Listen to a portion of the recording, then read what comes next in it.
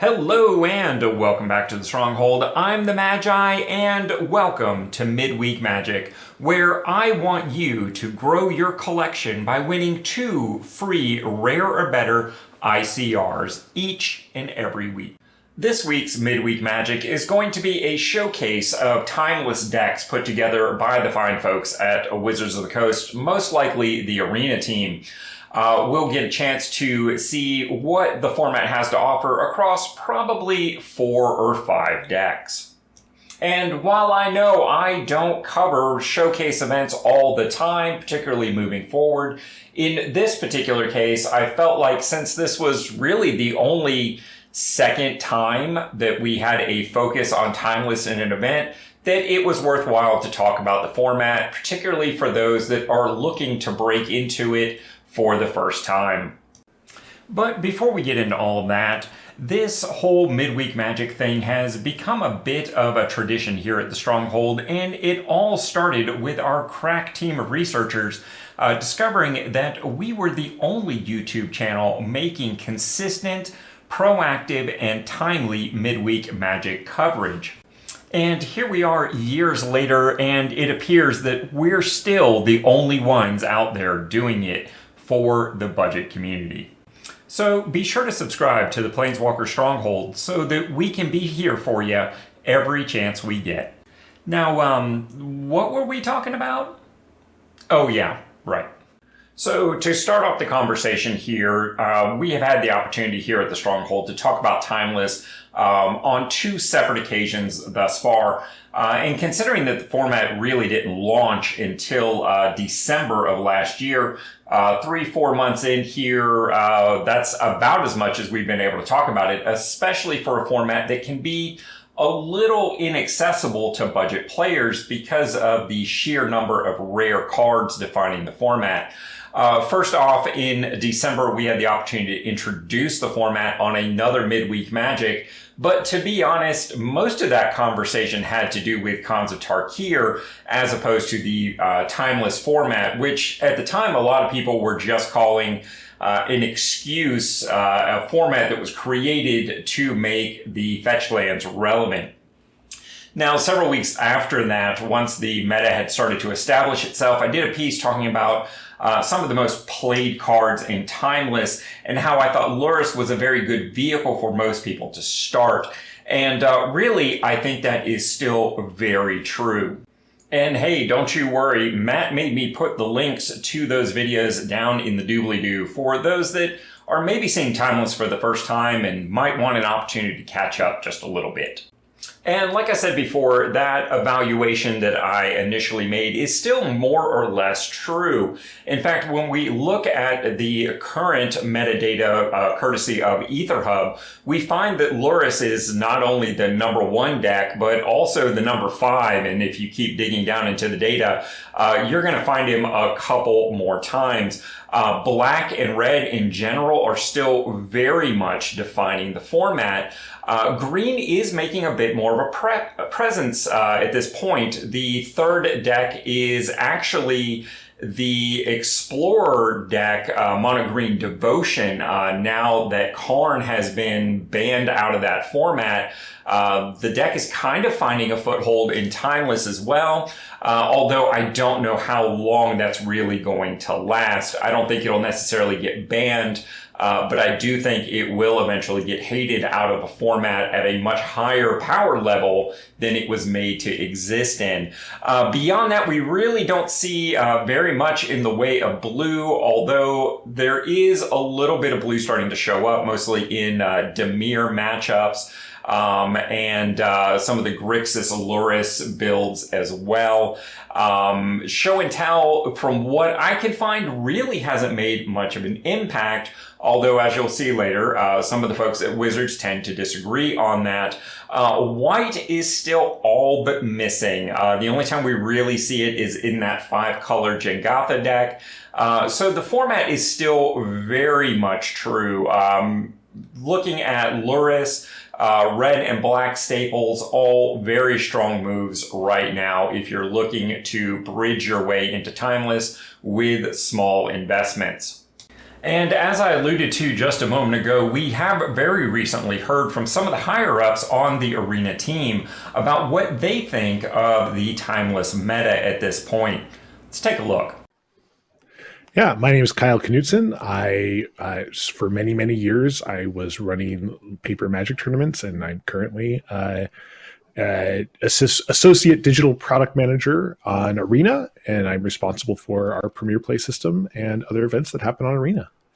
Timeless will get a qualifier weekend as soon as that format calms down a little bit. It keeps it's crazy. We're watching the different decks every week, and show and tell being very popular currently, and it's to us it's just a little too volatile as people are still really exploring and figuring out what decks are. We want to have a better idea of what that format will be before we put it through a competitive lens. There is a metagame challenge coming up, though. It's next weekend or early April. So that'll be our first sort of quasi-competitive experience with Timeless, and we're going to learn a lot from that to see whether or not we think it'll make sense for a qualifier weekend. While Kyle certainly appears to be intrigued about the impact of show and tell, my own research really didn't find much to talk about. In fact, I could only find two sources talking about it at all. The first was MtG Arena Zone, which very lovingly called it the top tier 1 deck, but neglected to give anything approaching win rates, meta percentage, or anything like that. The other source was MTG Goldfish, which touted a 9.3% meta share for the show and tell deck featuring Atraxa. But of course, when you actually look into that, they had a total of 54 data points and only 8 decks in the entire meta, so I would take that with a grain of salt. At the end of the day, this is just another deck cheating Atraxa into play, and based on the 4-color mana base that you need here, there's cheaper ways to do this, not only in Timeless, but just about any other format. So I think this deck has a lot to prove, particularly for budget players. So I guess the real question that remains unanswered at this point is, what do I think is worth consideration for budget players? And first up, the colorless Mishra's Bauble, very recently printed through a standard available pack in Brothers War, is a zero-cost artifact that effectively makes your 60-card constructed deck 56 cards statistically, because it casts for 0, you sacrifice it, and you draw a card to replace itself. Not to mention you can take a peek at your opponent's hand. While this isn't in every single deck, I think particularly if you're starting out in the format, you could put 4 copies of this in just about every single deck, unless you have like a weird individual spells matter sort of combo thing going on. And really have a better deck for it. The second thing I think budget players need to think about is mono red is really the perfect vehicle to start off in any format. Not only is it typically a 15-12% meta mix of virtually any format at virtually any time in the history of Arena, but it typically boasts win rates above 55% and more often than not approaching 60. So adding copies of something like a Lightning Bolt, which was introduced to Arena as a rare back during the Strixhaven set, and more recently a mythic like Ragavan, really does a lot to add a red deck wins strategy to the Timeless format. I don't see either one of these cards being considered a mistake, although for the most part, they're only going to be playable in Timeless, so don't feel like you're going to get a lot of other use out of this, other than maybe something like Brawl, for instance. All of these, I think, are great additions, great considerations for crafting. And because Ragavan and Mishra's Bauble, and to a lesser degree Lightning Bolt, have all been introduced to Arena through standard playable packs, fairly recently, you might have some copies of this hanging around in your collection that you're not even aware of, particularly if you are mostly focused on standard or alchemy play. I mentioned earlier that this is only the second time that Arena has really featured Timeless as any sort of event. Of course, the first was that launch week back in mid-December. And of course, this week's Midweek Magic as a Timeless showcase would be the second.